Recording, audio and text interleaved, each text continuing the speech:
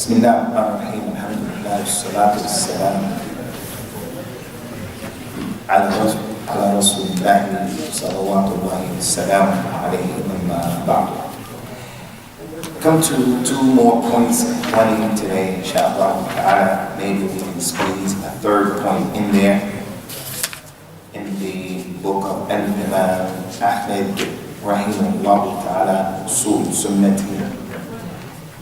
From the fundamentals of the Sunnah, of what the Muslim should believe in concerning those nusus that came to us from the Kitab and from the Sunnah, and from what the companions of the Prophet sallallahu alaihi wasallam held on to and they were upon, is that Imam Ahmad said, "Wal-Iman bil-Hawd, al-Iman bil-Hawd, وأن من رسول الله صلى الله عليه وسلم حوض يوم القيامة ترد عليه أمته عرضه مثل طوله مسيرة شهر آنيته كعدد نجوم السماء على ما صحت به الأخبار من غير وجه." والأمر الثاني الإيمان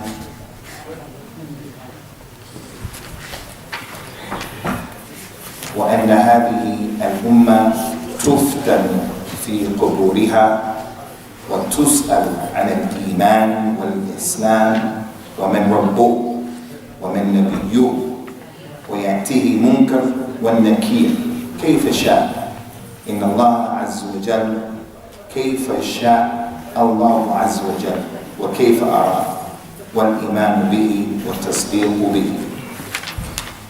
2 points that inshallah we will have time to do today. Hopefully we'll be able to get to the third one. Is that Imam Ahmad said, from what the people of the Sunnah were upon, the reason why he wrote this book, this Risala, was to clarify some of the nonsense and some of the foreign ideas that were introduced into the religion as a result of some Muslims becoming philosophical and rejecting and denying and explaining away those proofs from the Quran and the Sunnah that were revealed divinely by Allah Azza wa Jalla. Some people may say up to this point that we've taken a lot of issues, that one of the audience is sitting in this audience in this masjid and he says, everything that I heard so far, I believe in all of that. What is all of this kalam about?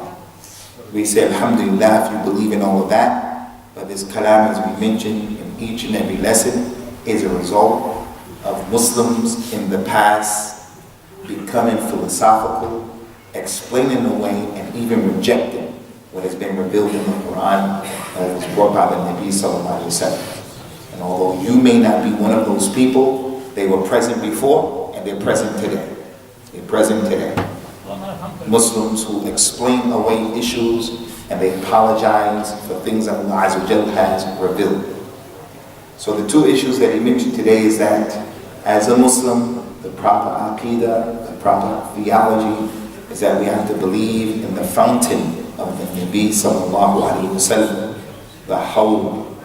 He said that the Nabi sallallahu alaihi wasallam is the possessor and he has been given a fountain. He will be giving it Yawm al-Qiyamah.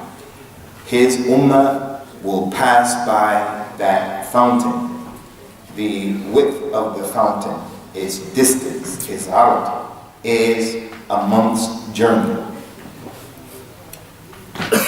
If a person wanted to travel for 1 month, he would start at one end. If he wanted to cross the Hawd or that fountain, it would take him the time. It would be 1 month journey from point A to point B, showing you how big it is. Some people came and they said, what? How is that? Why is that? So they rejected it and they denied it. Just based on that. Allah revealed things in the Quran that are difficult for the human being to understand. If he were to reduce the Quran, hasha lillah, if he were to reduce the Quran to his intellect, Isa ibn Maryam was born without a father. What? The jinn, some people, they said that the jinn are your bad ideas and the malaika are your good ideas. No, there are jinn who are created from a smokeless fire, and there are malaika who are created from nur. You just have to believe in that. So the fountain of the Nabi sallallahu alaihi wasallam is distance, is like the time that it would take a person to travel for 1 month. The number of cups that are there for the people to drink from that fountain are like the numbers of the stars that are in the sky. And this is what is authentic and reported. After that, Imam Ahmad went to the next point, and he said, and also, from what we have to believe, is that this ummah will be tried, and they will have a fitna in the grave, and they will be questioned. Each person will be questioned about al-Imam. What is it that they believe in? And they will be questioned about al-Islam. And they will question about Allah, their Lord. And they will be questioned about their Nabi sallallahu alayhi wa sallam. We have to believe that the two angels, Munkar and Nakir, is going to come in a way that Allah will have them to come. And believing in this and accepting this is something that is obligatory. These 2 points are critical points in that some of the people of al-ahwa and al-bid'ah, they came and they rejected it, as we mentioned. Specifically, the Khawarij and the Mu'tazila. We have Khawarij today, and we have Mu'tazila today. The Khawarij are those people who make takfir of you or of other people because A, you don't see it the way they see it. B, a person may be falling into something that Al-Islam has described as being kufr. So he'll just take that issue. You drink khamr, the lady is not wearing hijab, someone is not judging by what Allah revealed, you fight another Muslim, they'll just say you're a kafir, you're outside of Islam. And they have other characteristics. They're present today. The Mu'tazila are present today. Next week, inshallah, we're not going to have our class because I'm going to travel to Malaysia. About 3 months ago, I was in Malaysia. When I was going to give the khutbah in Malaysia, they told me before I went to the minbar, don't mention anything that goes against the aqeedah of the Mu'tazila. I said, what are you talking about? They said, because our teachers in the university are from the Mu'tazila. So both of the groups are present. Anyway, these 2 groups rejected and denied al-Iman in the fountain of the Nabi sallallahu alayhi wa sallam. Concerning the hadith about the whole ma'ashar al-Muslimin.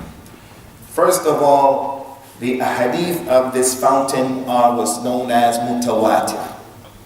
Al-Imam as-Suyuti, great scholar in Islam, scholar of hadith, he said that the number of companions who narrated this hadith are 50. Imam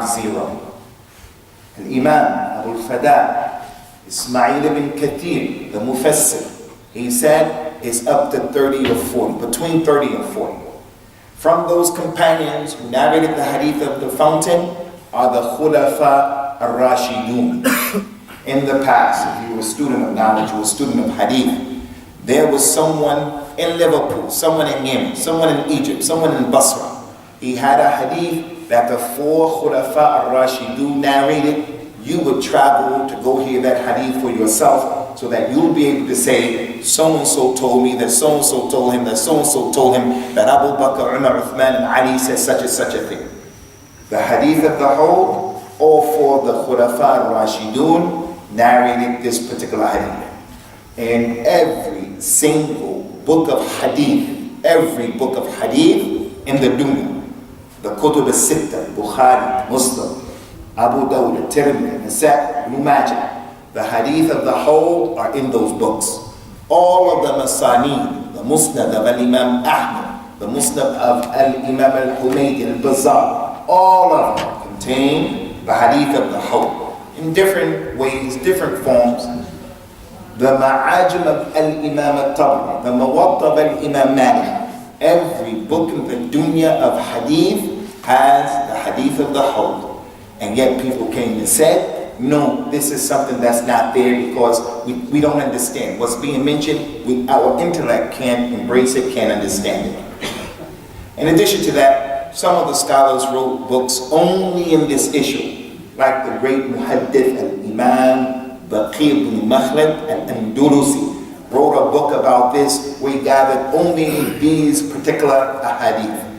So it's not acceptable with all of that dalil and all of that effort by the ulama of Islam for a person to come and say, no, I reject this hadith because I can't understand and I can't embrace a hadith that says, the kalam that says it would take a month to travel from one end of the fountain to the other end. My mind can visualize that, I can't envision it.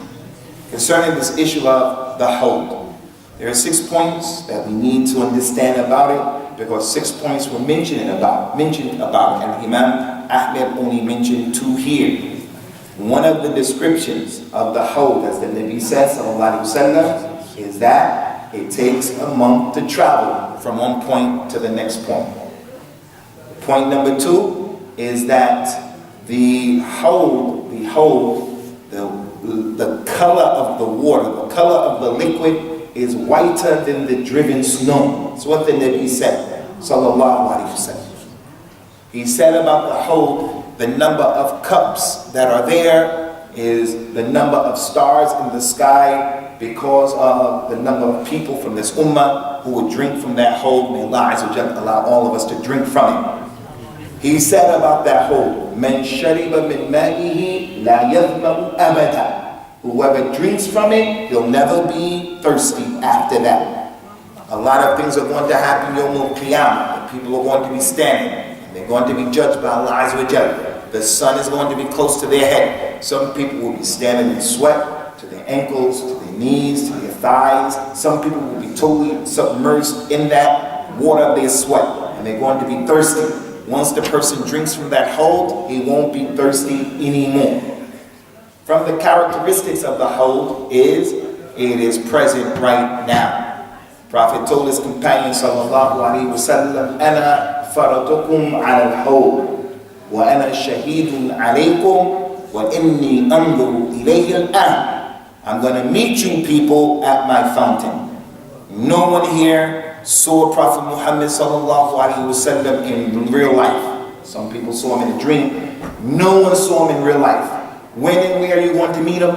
The people from his ummah are going to meet him at that hawd. That's where they're going to meet him, sallallahu alaihi wa ala alihi wa sallam. So, number 5, it is present right now at this moment. Although the satellites in the sky, they didn't see it, they don't know where it is, they don't know where the set is of Ya'juj and Ma'juj. Human beings, Muslims and Kuffar, white, black, Arabs, they don't know everything, so we have to stop giving Bani Adam too much credit.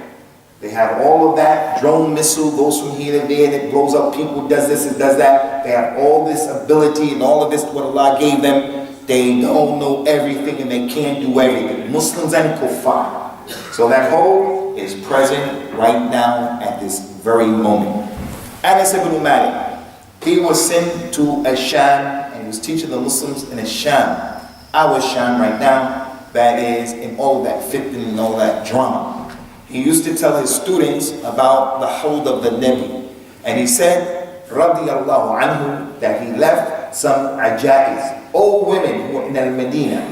Whenever they make the salah, they would ask Allah Azza wa Jal to cause them to meet the Nabi at the hawd. So that was from the practice of the Salaf. Old women couldn't read, couldn't write, they weren't students of knowledge, but they used to have that raghbah, and they used to have that desire.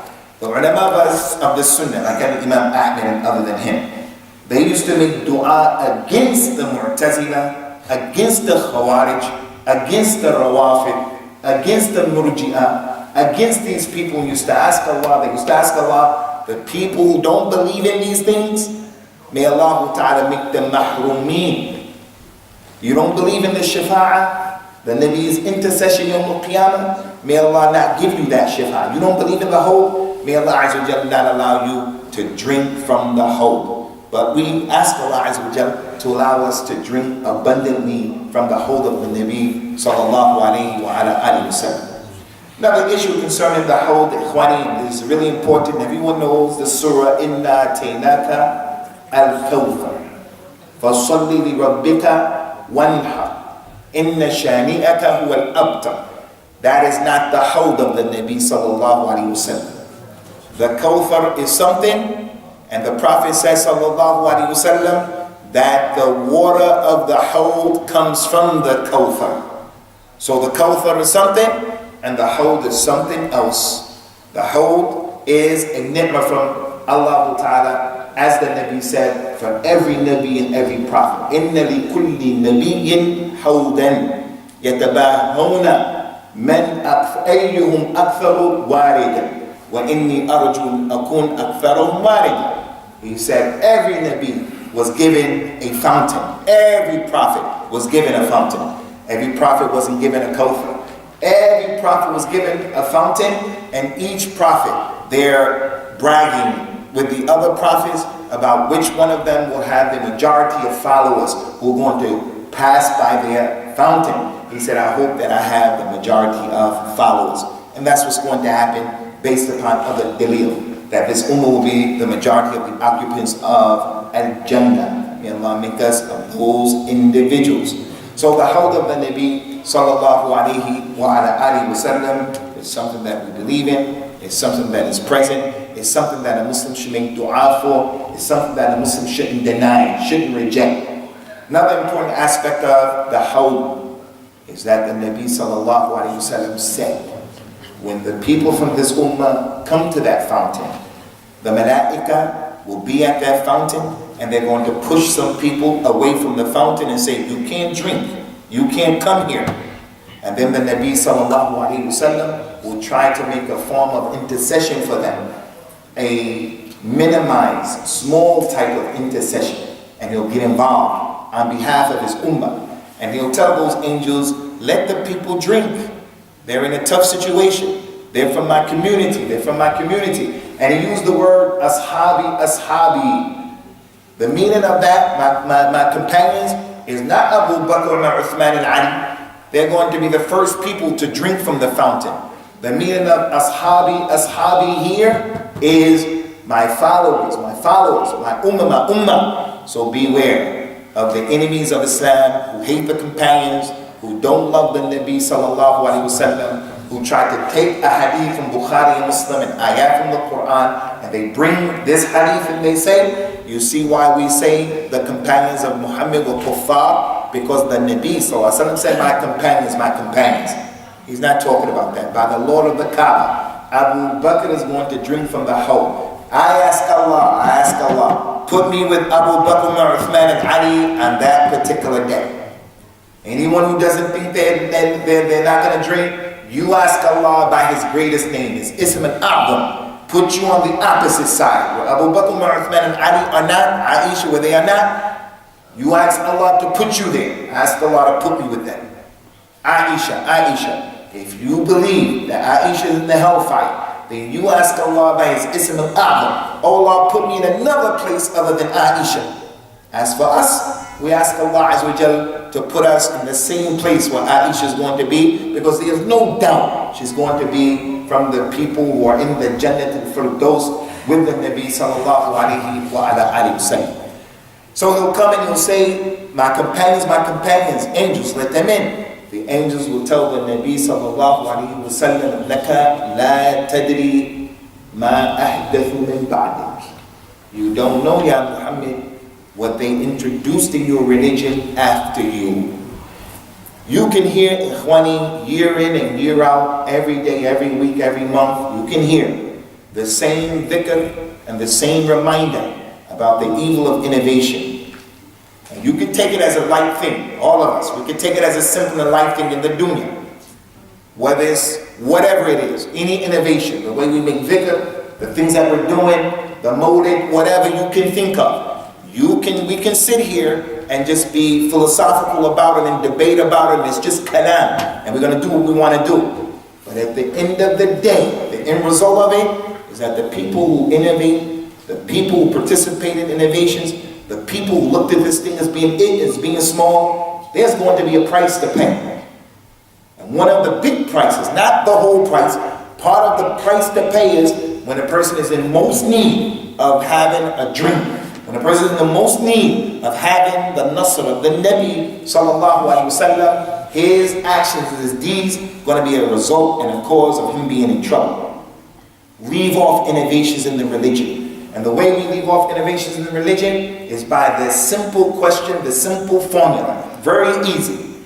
Did Abu Bakr, Umar, Uthman, and Ali, did they say that? Did they believe in that? Did they do that? Was that what they, can you bring us something? Don't just bring me the Quran. Don't just bring me a hadith. Show me where the companions said what you're saying and did what you did.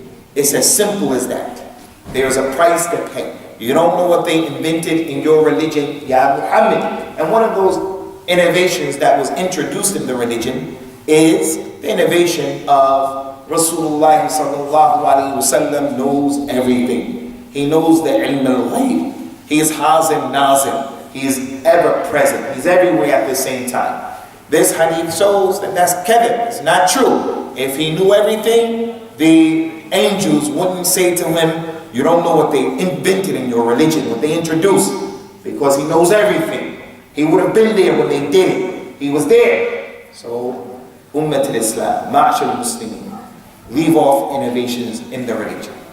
After that, Imam Ahmad, rahimahullah ta'ala, and I advise you, go to Sahih Bukhari and his Sahih. There is a chapter about the hold. He brings a number of hadith. Those of you who have the explanation of al-Bukhari, Fath al-Bari, either by Ibn Hajar al-Asqalani or the one that's better than that, Ibn Rajab al-Hanbali's explanation of Bukhari. Go back and read what those two scholars brought in the way of all of the proofs and the explanations of these hadith of the Nabi sallallahu alaihi wasallam about the hold. The water is as white as the driven snow. It tastes sweeter than honey.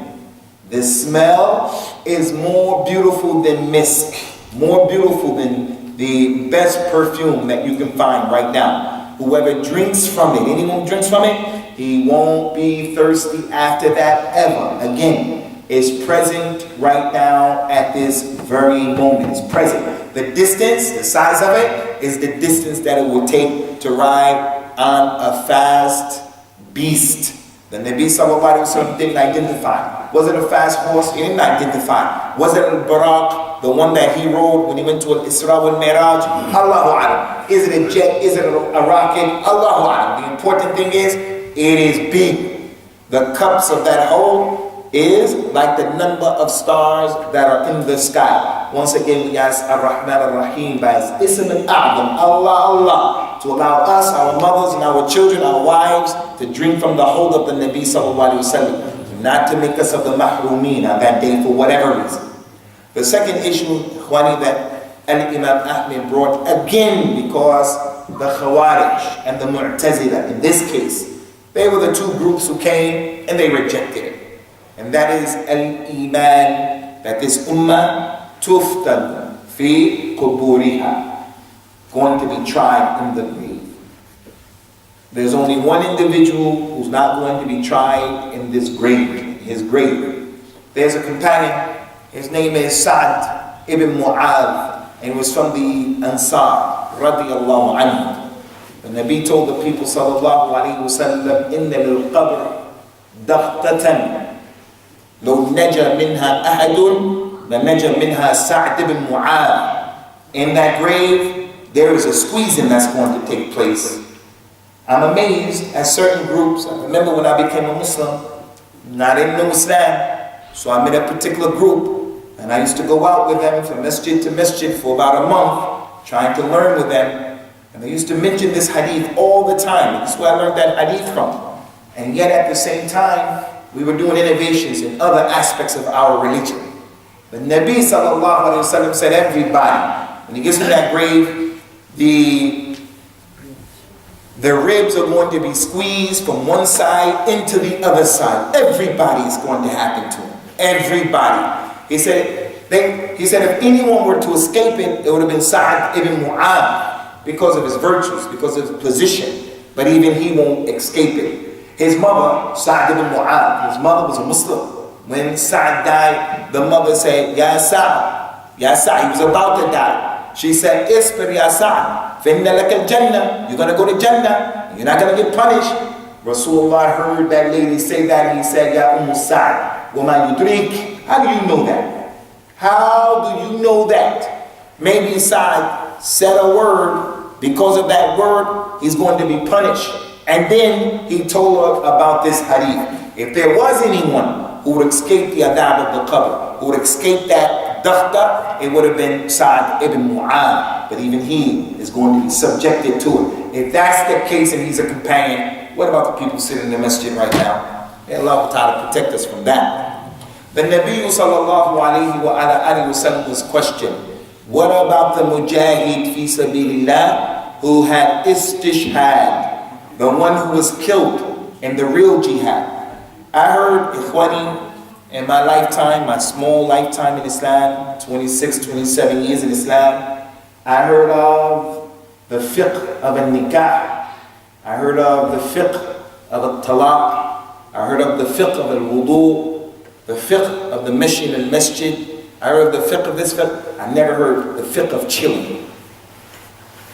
For those young brothers, we need to be careful about these gimmicks that people are coming up with, trying to entertain the youngsters and to draw their attention. So as a result of that, we want to get the youngsters, instead of being in the street, we want to get them to the masjid. So we're coming up with all kind of themes, like magic, Islamic hip-hop, plays, anashid, going overboard in anashid. They came up with a new thing called the fiqh of chilling. Never heard of that in my life. It doesn't seem like you guys are aware of that. Alhamdulillah, I think Liverpool is just too far out on the map. But we want to be careful of these types of approaches to a dawah. A dawah is tawqifiyya, it's ibadah. Ibadah, you can't do it any way you want to do it. You can't pray the way you want to pray. You can't make dhikr the way you want. Ibadah has to be done the way the dalil is. Rasulullah, he sat in front of the people, sallallahu alayhi wa sallam, he took a stick. He made a long line in the sand. He said, Hada siratullah mustaqim. This is the way of Allah. And it was long. And then he drew subsequent lines, short ones on the right, short ones on the left. He said, وَهَذِهِ السُّبُلُ عَلَى رَأْسِ كُلِّ سَبِيلٍ مِنْهَا شَيْطَانٌ يَدْعُو إِلَيْهَا. This is the dawah of Islam, the religion of Islam. It's long, it's arduous, it's difficult. It requires sabr, it requires knowledge. It's not a party, it's not a joke. It's not left up to Tom, Dick, and Harry. I'm a bucket and Zayd. Let's just do it the way we want to do it. This masjid, this administration. We have a challenge, many challenges. One of the challenges, the shabab, our youngsters who are straight. Gangs, drugs, antisocial behavior. We want to bring them to the masjid. We have to address their issue. In Birmingham, last week, a practicing brother, a brother of Fajr, his wife has been married 5 months, his wife is pregnant 4 months, she's driving down the street, the police started chasing one of our youngsters in the street, he hit her car went head on with a truck, she died with her baby. We prayed her janazah the other day. Who killed her? The Muslims selling drugs. Police chasing them in our neighborhood. In our neighborhood. The lady is crossing the street after coming from the chicken shop. She wants to cross the street with her sister and a little baby. Muslim youngster, just driving fast.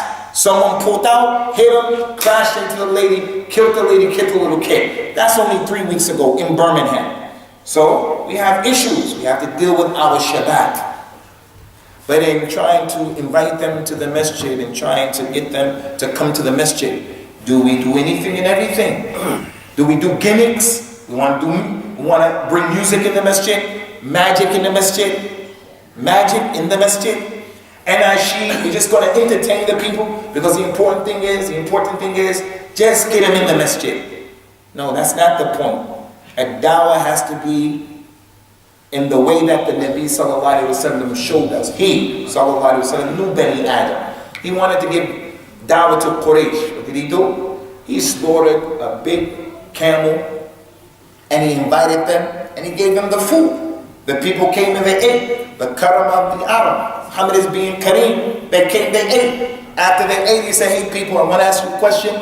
If I were to tell you there's an army coming from there, coming to get you, would you believe me? They say, yeah, we believe you. He said, what I'm telling you, I'm the Rasul from Allah, and I'm a Nadir, baining at Islam. And he gave him dawah to al-Islam. Abu Lahab stood up and said, may your hands be destroyed. I mean, that's what you gathered us for. So the Nabi sallallahu alaihi wasallam, he didn't use gimmicks to bring the people.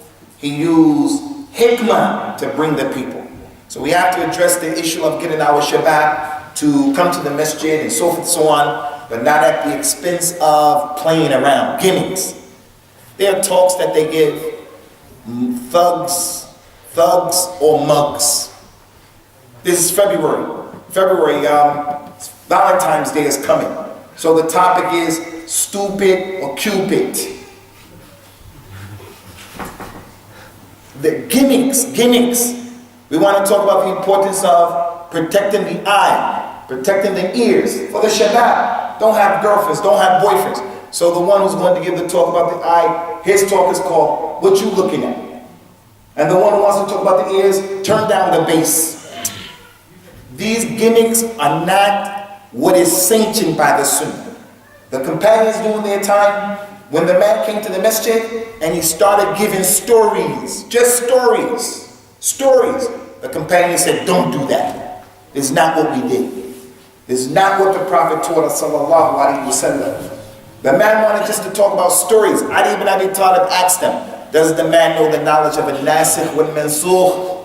That man's talking. Does he know his religion? They said, he doesn't know no nasikh wal mansukh. He's just talking, making the people feel good. He said he has destroyed himself and destroyed the people. Don't let him speak in the masjid.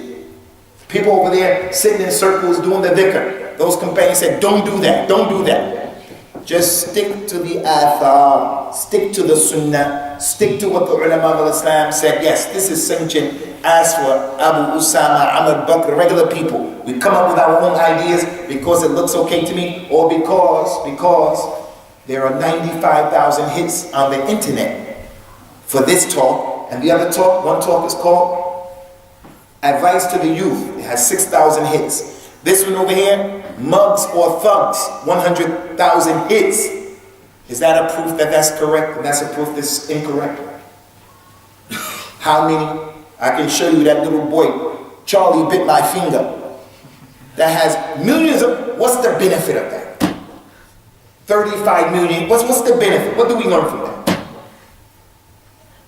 So for those of you who are involved in dawah, administration, and you young brothers who are trying to get dawah, involved in dawah, beware of the gimmicks. Back to the issue at hand, the adab of the qabr. The Nabi sallallahu alaihi wasallam taught us about the fiqh of al-jihad. In the past, up until this day, every book of fiqh has a chapter of jihad. Every book of hadith, there is a chapter of jihad. Jihad is a big topic in al-Islam. Again, it's not a topic for every Tom, Dick, and Harry to come and make his opinion. And then to give rules and regulations about who's a Muslim, who's not a Muslim, who should be killed. This is not a religion like that. From the fiqh of al-jihad is the way a person gets shahada correctly. So when they heard and they knew the position of the mujahid who was killed fi sabilillah, and they heard no one was going to be saved from the adab of the qabr or from that, the ribs being squeezed, the dafta, the companions say, Ya Rasulullah, what about the mujahid alladhi stushhida fi sabilillah? He was killed with ikhlas and he made the correct jihad. The Nabi told them sallallahu alayhi wa sallam, kafa bihi fitnatan bara'iqatu sayf ala ra'sihi. That individual, he's not going to have this thing. The one who died in Islam, defending Islam, and he made the ultimate sacrifice. This thing is not going to happen to him. Because it was enough fitna, the fact that he put himself on the Maidan of Jihad and the sword was gleaming. The sun hit the sword of the enemy and it was on his face and his eyes, and he was dealing with that. The fact that he put himself forward for that cause, he won't have this dafta. So we cannot and we will not apologize for that hukum in our religion. Not for the kuffar, not for the Muslims, not for the apologetic people, but we will say, Ummatul Islam. Jihad, it has fiqh, has its time, has its place, has its people. Don't be of the extremes. Don't be of the apologetic people who, there's no jihad. Don't be like that, because you're lying. There's jihad. And every book you mention and you want to read to Muslims or to your family, there's going to be that issue in there. The other extreme is, everything is jihad. Kill everybody. Anybody can just give the rule of jihad. So the one who won't suffer from that dafta is the shaheed. Also concerning the proofs that there is adhab of the qabr, and it's not permissible to push this issue away, is the fact that the Nabi ordered everybody here, sallallahu alayhi wa sallam, إِذَا تَشَهَّدَ أَحَدُكُمْ فَلْيَسْتَعِذْ بِاللَّهِ مِنْ أَرْبَعٍ وَمِنْهَا اللَّهُمَّ إِنِّي أَعُوذُ بِكَ مِنْ عَذَابِ الْقَبْرِ. If one of you are in the tashahhud, التَّهِيَّاتُ لِلَّهِ وَالصَّلَوَاتُ, I pray next to a brother on my right and a brother on my left. One of them is here, and I don't know if the other one is here. I'm going to share with you, and I'm going to share with all of you here. When the Nabi made the tashahhud, sallallahu alayhi wa sallam, as the companions narrated to us, they said he put his finger like this. As soon as he said, like this, in a circle, and he had his finger up like that. He didn't have his fingers like that. He didn't have them like that. He had his finger like this, and he said, التحيات لله والصلوات والطيبات, all the way through, all the way through. He didn't wait until he came to ashhadu an la, then he put it up, all the way through. And he said about this finger, لَهِيَ أَشَدُّ عَلَى الشَّيْطَانُ مِنَ الْحَدِيدِ, it is more harmful. This ishara is more harmful. Hurt shaitan more than if you were able to hit him with some iron. You don't have to just take it back from me. Go to the Google and just put pointing the finger in the tashahhud, and then you'll get the fiqh of that aspect of your salah. The most important ibadah of the ibadat of Islam, as-salah. Anyway, he said when you came to the end of your shahada tashahhud, you should seek refuge in Allah Azza wa Jal from the adhab of the qabr. Some scholars say it should be before you say salams. Other scholars say it should be after. The point is, the fact that he mentioned this is a clear proof that there is adhab of the qabr. He told the people, sallallahu alayhi wa sallam, that from the many malaika, we have al-Imam bil malaika. Belief in the malaika, it constitutes many details. That we believe they don't disobey Allah, that we believe we know some of their names, that we believe that the malaika, they can fly. The malaika of Allah Azza wa Jal, they can be human beings, they can turn into human beings. The malaika have angels, they have wings, many things.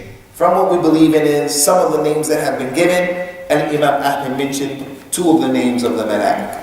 One is Munkar and Nakir. Some people say we don't accept that. Munkar is an Amr bin Ma'ruf, wa Nahy anil Munkar. Why is his name Munkar? That's not your issue. Allah didn't make you responsible for it. The Prophet said his name is Munkar. There was a companion, his name was Abu Israel. Some people hate the Jews so much that they don't like the name Israel, and it's the name of a Nabi, a Rasul al-Islam. Don't use your brain like that. So the two angels, Munkar and Nakir. Nakir, it can mean majhul, someone who's not known. Nakira, he's not known. So one, his name is Munkar, the other one is Nakir. Munkar is bad, Nakir is unknown. Why did Allah give him those names? Allah didn't make that your job, He didn't make that my job. Prophet Muhammad is as-Sadiq al-Masduq, and that's what he says, sallallahu alayhi wa sallam. They will come to each and every individual, they will sit them up, and they will say to that individual, who's your Lord? What's your religion? And what did you say about that man who came to you? Sallallahu alayhi wa sallam. Again, I have to address this point, and the point is for everybody, but it's not for everybody. For the younger brothers who are exposed to some of the drama that's going on with dawah and between du'at and shuyukh. This is an important point in your minhaj. and that is testing people. People will be tested Yawm al-Qiyamah. You're going to be tested. Who's your Lord? What's your religion? What you have to say about that man? That's from Islam. And also in Islam, we can test individuals. We can test individuals. Someone comes to this masjid's administration and they say that they want zakat, and we never saw them before. We can test them. We can start asking questions to find out, who are you? Where did you come from? I don't know about Liverpool, but in Birmingham, we have Romanians. I'm not against Romanians in general. And in Birmingham, the women dress with hijab. In Ramadan, they're on our main street saying, Fi sabilillah, Fi sabilillah, and they're begging. In the month of Ramadan, you have a good heart, you want to give them sadaqah. You can say, I'm not going to give sadaqah. I'm not going to speak bad to you, because that's not permissible. To say, get out of here. You don't speak like that to the sa'il. You either give or you don't give. Fi sabilillah, she has hijab. She's a Romanian. And she's only doing this because it's Ramadan. You can say to her, okay. What's the 5 arkan of Islam? And then she says, I don't speak English.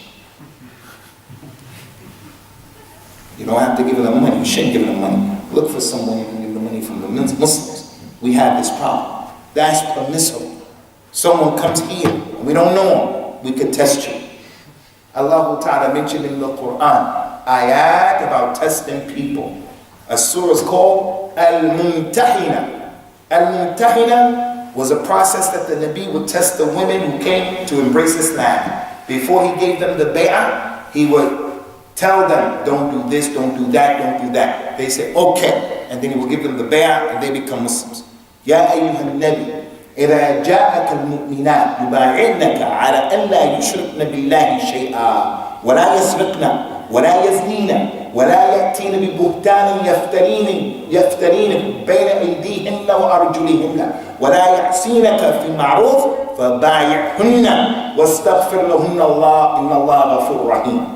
If those believing women come to you and they want to become Muslims, then test them.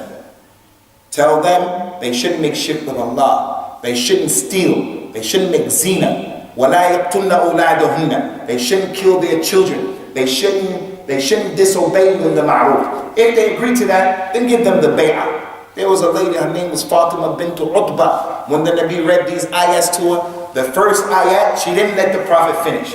When he got to kill your children, she put her hands on her head and said, Allahu Akbar. Do you think I will do that? Do you think I'll make zina? You think I'll steal? You think?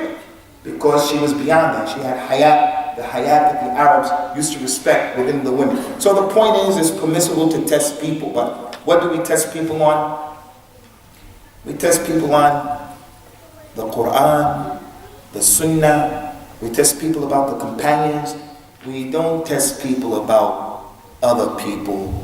A Shaykh Dhikrullah is my friend and my brother. Someone comes and I want to test him. I like him. I say, what do you think about Dhikrullah? He says, I like him. I say, okay, you're okay. What do you think about Dhikrullah? He says, I don't like him. I say, I'm not going to help you. The personalities in Islam. Yusuf Qardawi, Sayyid Qutb. For an example, Al-Zindani, Al-Albani. People living with us. What do you think about that shepherd? And then if the person says what you want him to say, you his friend, this is not our religion. So we have to take the statements of the scholars in their context. In this book, Imam Ahmad said we abandon and we avoid people of innovation. Does that mean my relatives, my mother, my father were kuffar?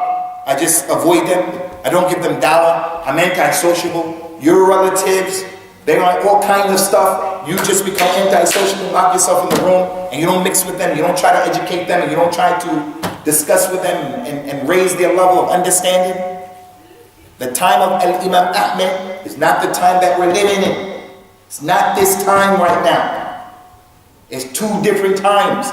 So for the young brothers, don't allow yourselves to drink this poison of testing people about personalities today. You can test a person about Imam Ahmad to a degree. And Imam Ahmad is known in the dunya. Abu Hanifa known in the dunya. Imam Malik known in the dunya. And Imam Shafi known in the dunya. Someone comes and says, those are deviants. Then you can get an idea of where he stands. As for contemporary people, even if they're scholars, they're not to be people who we test other people by. This is not our religion, but testing is from the religion. Concerning the adab of the qabr, ikhwani, the hadith of the adab of the qabr, just like the hawd, are mutawatir. There are many, over 15 companions, from 15 to 20 companions, narrated the hadith of the adab of the qabr, and there are just too many dalils to prove it. That thing about munkar and nakir, they come, they ask the individual, when he answers the correct way, he'll be put in his grave, and his grave will be a roda from the riyad of al-Jannah. The one who doesn't answer the correct way, the kafir, the munafiq, he doesn't answer the right way, he's going to be, before he's put in his grave, the Nabi sallallahu alayhi wa sallam said, they're going to hit him in his head with an iron pipe on the back of his neck, on the nape of his neck. He's going to scream out everything. Nothing will be able to hear the screaming out of that individual except the jinn and the animals. He said if the human beings were allowed to hear that screaming, they wouldn't bury their dead. And then he'll be put in the grave. Before being put in the grave, he'll be told, look to your right. He'll look to his right, he'll see a nice place. And they would say to him, this would have been your place. This would have been your place, because everybody has two places ready for him right now. Everybody. He has a place in Jannah waiting for him, and a place in the hellfire waiting for him. Everybody. And every day that we get is an opportunity to come closer to one of them and further away from the other, or closer to that one and further away every day. It may not have your name on it, but it's designated and it's waiting. So he'll see his place. The kafir will see his place that was prepared for him in Jannah. And then they'll say, but you didn't read, you didn't learn. Now, look over there. And then he'll see his place in the hellfire. And then he'll make a dua, Allahumma la tuqim as-sa'a. Don't establish the hour, because I don't want to deal with what's in that grave before I get to that place. So all of that is dalil of the adab of the qabr. May Allah subhanahu wa ta'ala protect us from it, as it is serious. It is serious. Fir'aun, people with Fir'aun, Allah ta'ala mentioned that every day and every night they're being passed over the hellfire, and that in and of itself is a punishment for them every single day. So it's not permissible to reject these two issues. Alhamdulillah, for the people who are sitting here, I believe this issue, without us even reading this, all of us believed in the hold of the Nabi sallallahu alayhi wa sallam. All of us believed in the adab of the qabr. So what we're doing is just giving most people here, everybody, a dhikr, because none of us deny these two issues.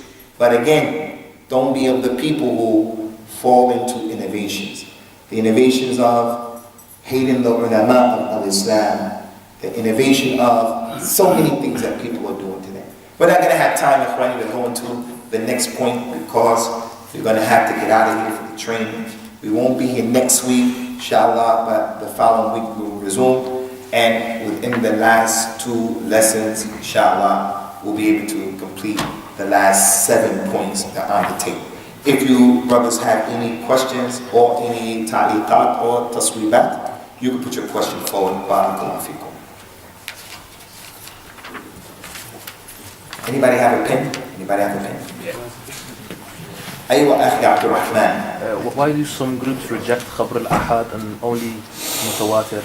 Concerning the issue of the khabr al-ahad and the ahadith that are mutawatir, the khabr al-ahad is a hadith that is a singular hadith. Only one companion is narrating that hadith.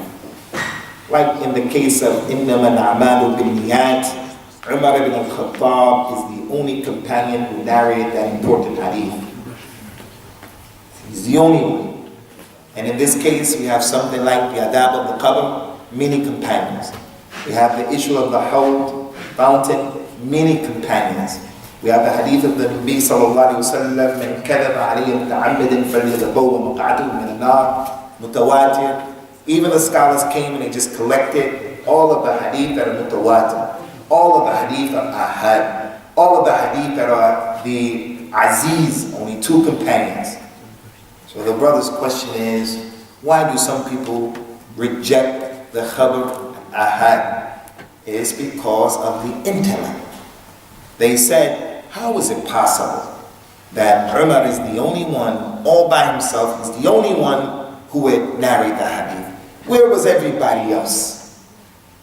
All the time the Prophet was with Abu Bakr and Umar. At least Abu Bakr should have been there. It's as if he's hiding knowledge. He only told Umar and that's it. So based upon that, they rejected it.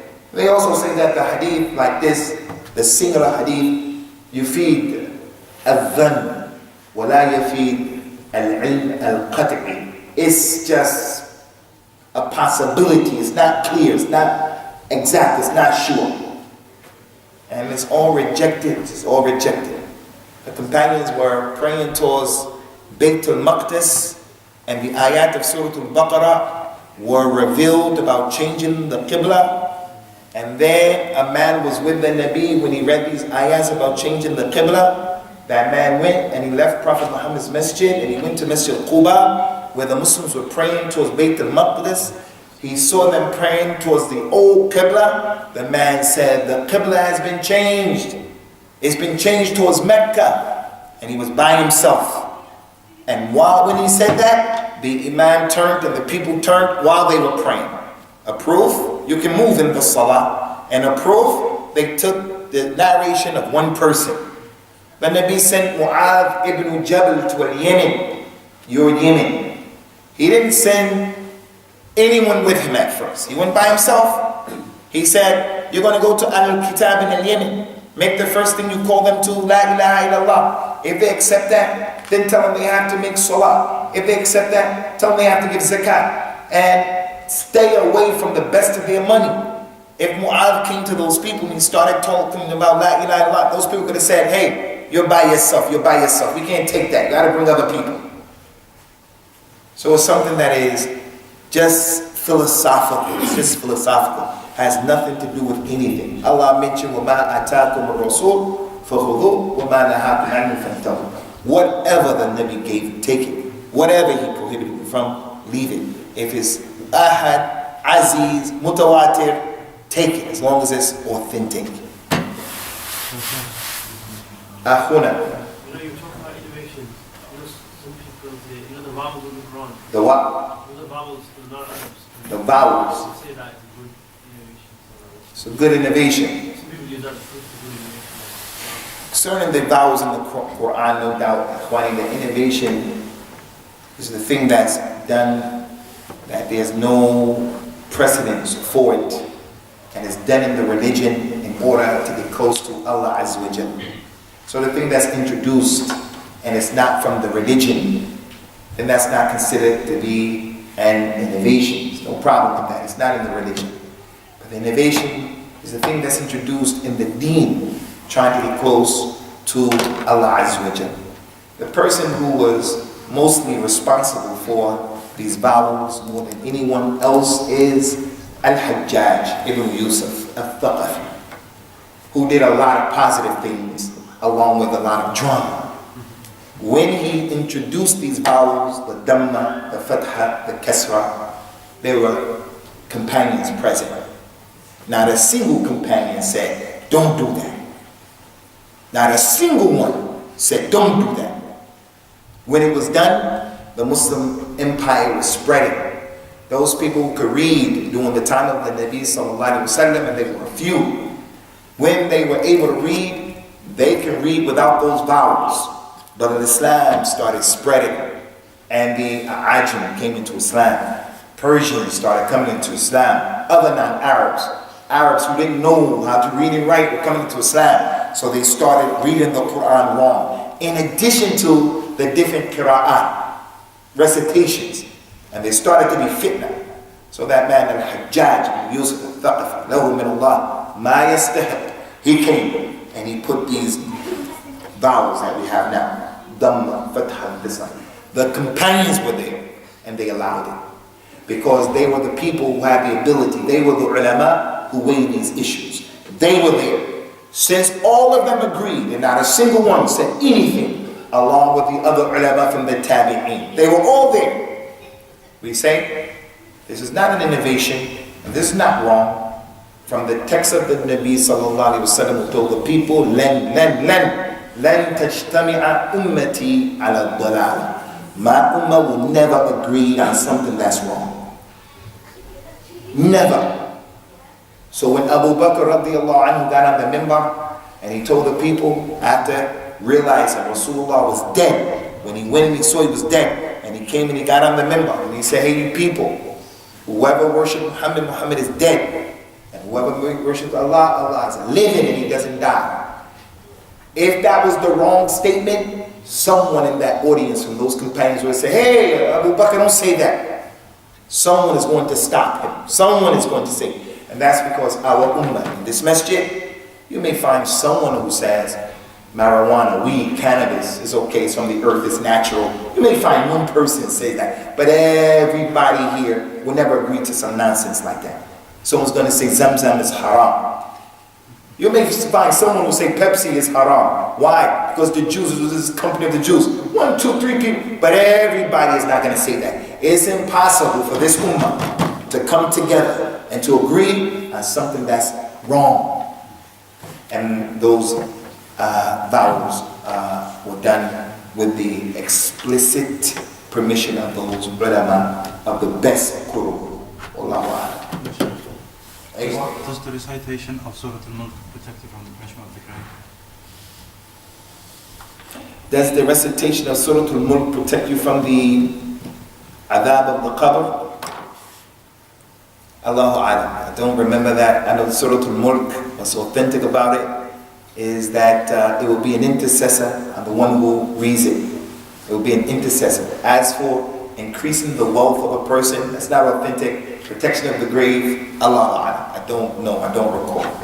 Can you send me an email about that, Abdurrahman, so I can remember that question?